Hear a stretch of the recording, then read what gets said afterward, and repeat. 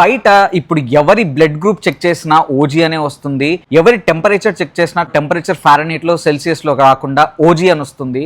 Full on hype, full on euphoria, ఎక్కడ చూసినా OG mania నడుస్తుంది భయ్యా.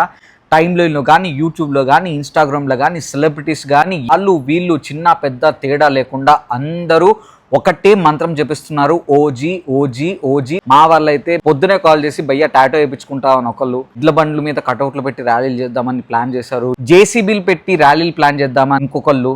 ఒక్కొక్క కల్ట్ థాట్ ప్రాసెస్ చూస్తుంటే ఇప్పుడు ఏం చేస్తున్నాడో అర్థం కావట్లేదు. ఊచకోత డెత్ కోట కన్ఫర్మ్ అన్నట్టు ఉన్నారు. అన్నీ ఒక ఎత్తు అయితే ఈ రోజుతో అవన్నీ మిగబోతున్నాయి భయ్య.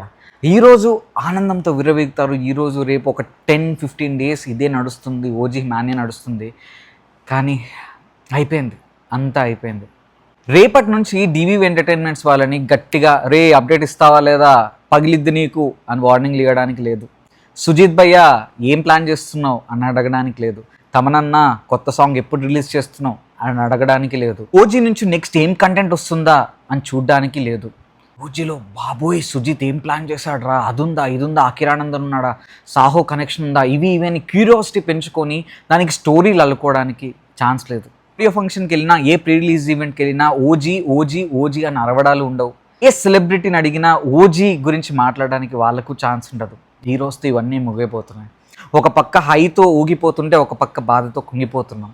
నాకైతే మిక్స్డ్ ఫీలింగ్స్ ఉన్నాయి ఈ రోజు మీద.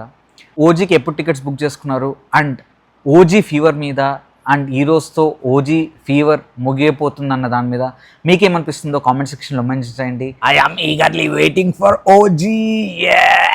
డెత్ కోట కన్ఫర్మ్. నైట్ ప్రీమియర్ చూసి రివ్యూ మీకు ఇస్తాను. అంతవరకు సెలవు. హెల్త్ జాగ్రత్త అండ్ ఇంట్లో చెప్పి వెళ్ళండి.